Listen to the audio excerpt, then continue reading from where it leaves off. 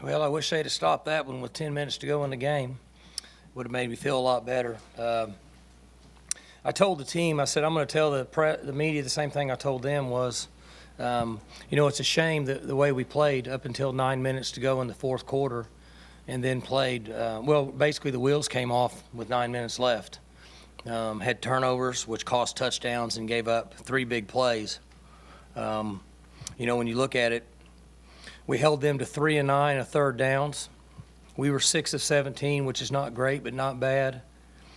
But turnovers killed us in the fourth quarter, and then big plays hurt our defense in the fourth quarter. So, we got to get back to work. I told the players, I said, we got to look as coaches and players, like always, and see what happened, come up with a plan, and go from there.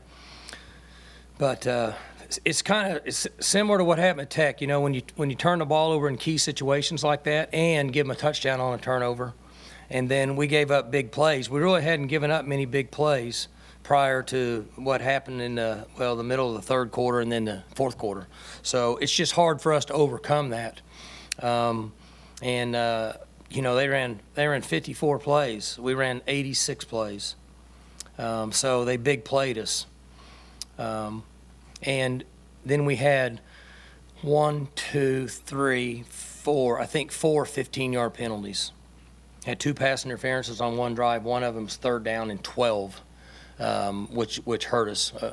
Basically, got a chance to keep them to attempting a field goal there. And then we had, Johnny Wilson got one at the end out of frustration, but we had a couple holds offensively. So there's plenty of work to go around. I hated it for the guys. The crowd was awesome. Homecoming was awesome.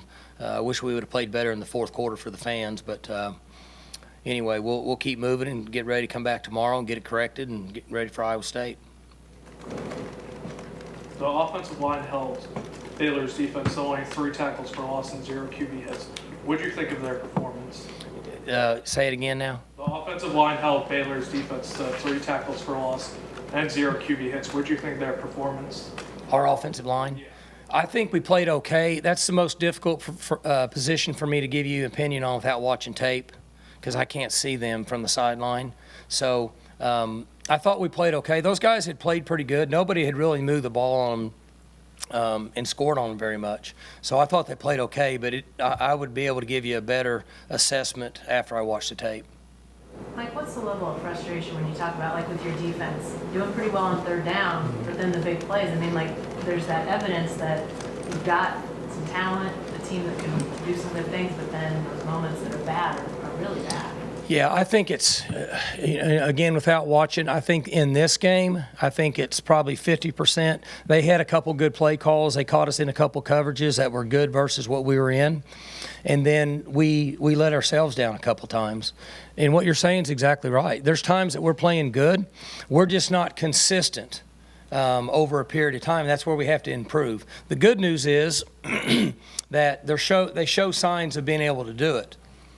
Now, that's not helping us because we play 4 quarters in a game, so we have to be more consistent, and we gave up way too many big plays. Then after I can't remember, one of the turnovers, in my opinion, we went out and we didn't compete. We just let them, they ran a counter play and broke it for 80 yards or something. We just didn't compete on that play, and that comes back to me and the leadership, and we got to, no matter what, you got to go out and compete. That made it look worse. Mike, back to Spencer and the mistakes. You talked Monday about some things in place to try to cut down on them.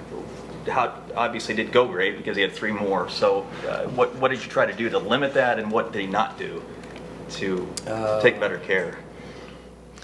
He turned the ball over. He fumbled in the pocket and gave him a touchdown. Yeah, well, same thing. He was doing good too till the fourth quarter, right? I don't think he had fumbled the ball. He'd done better, and then I think this last one, the one in the pocket, I think he caused himself. I thought on the replay his own leg. So he was pretty good for quite a while, and then he got back to a little bit of freelancing at the end of the game. He's got to stay in the system.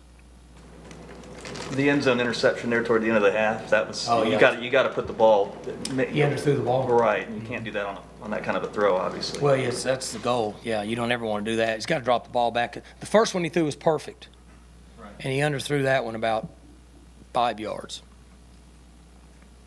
Coach Gundy, before this game, you talked about wanting to get LD Brown more involved. What did you think of his involvement He in was this game? better, 80 yards. So he came in, broke some tackles, made some good runs for us.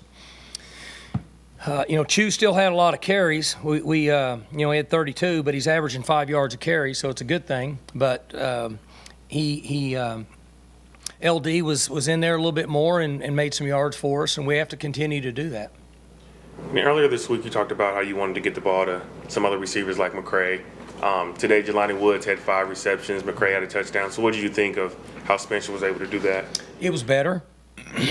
I thought for 3 quarters, other than the one underthrow that Spencer had before half, he was pretty sound in what he was doing. His thought process, distributing the ball, and then he turned it over and they picked it up and ran it in for a touchdown, which made it look bad. And then in the end, he's just trying to make a play. I mean, the game's basically over. So he did a better job of distributing it and got some other guys involved.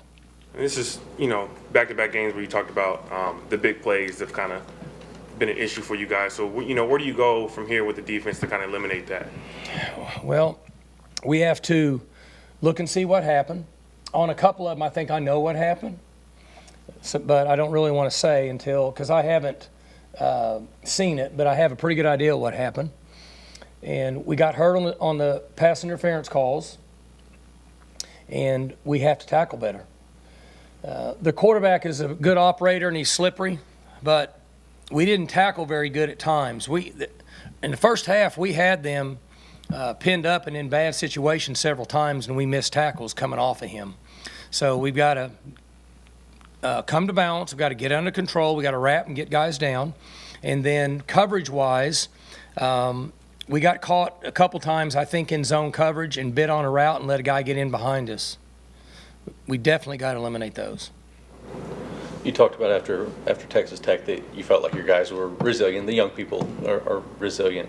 When you go through that, then you have this 2-week gap before you play again, and then you have a performance like this. Is it tougher for them to bounce back? They practiced good. And, one, they don't have a choice. We play next Saturday at Iowa State, whether they like it or not. So my message to them is Sunday's a hard day when you don't win a game, because you got to come in and look at, you got to watch the game, you got to grade it, and it's tough because these guys have a lot of pride. But it's very important and to see it, correct the mistakes, and put a plan in place. I don't see that as being an issue with them at all. I felt like as I mentioned earlier, when we went in after the turnover and we let them run the ball like an 80-yard counter play, that was the only play I thought that we didn't compete. So we've addressed that. But they'll practice good this week and get ready to play.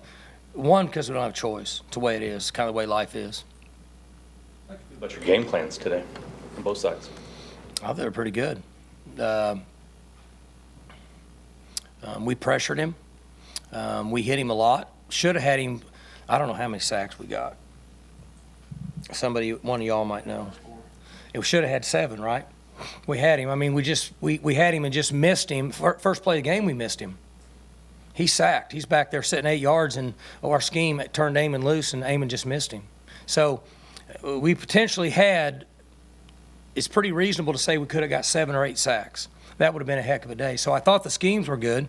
Second half, getting beat on the zone coverage for big plays wasn't good. And offensively, I think our plans were good. Until we turned the ball over, we were just fine. Spencer would like to have the throwback right before half, but sometimes that's going to happen. As he matures, that'll get better. Go ahead, Jay. No, go ahead. Do you consider going to Drew at all, Mike, with all the turnovers? Well, he got dinged in the head. We put him in at the end. Spencer kind of got his head dinged. But no, because up until the end, when he turned it over, it was pretty late.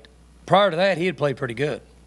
He'd made some plays, threw the ball pretty good, was operating. We were moving the ball, and not at that point.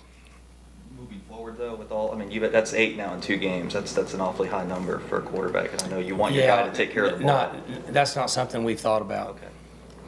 Mike, if I did my math right, you guys are sitting right now record-wise where you were at the same time a year ago, 4-3. But it feels a little different. I mean, the positive energy, like you're talking about, you're close, but yet you're not there.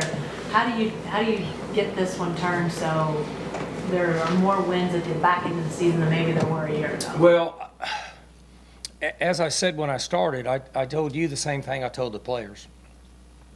And we got to come in tomorrow and look and see. And what I said that I would not accept is pouting, bad body language, guys feeling sorry for each other, and pointing finger. That's never been an issue with us, and I don't think it'll be an issue. So you keep going, and you look at it, and it's like I told them. I said, guys, up until 9 minutes and something in the fourth quarter, you're ahead. And then the wheels came off, and they came off. All 4 of them came off, and so we gotta find a way to eliminate that. And the only way I know to do it is to come in and keep working and show them the mistakes they made. Try to come up with really good game plans and give them the best chance to have success. Coach, you said Spencer got dinged in the head there. Do you know the status of his health now? Is a concussion protocol possible? Is that what he's in right now? I think he's fine. He had kind of got hit, and it was, at that point in the game, there's no reason to really throw him back out there. Any other coach? All right, guys. Thank you all. Thank you.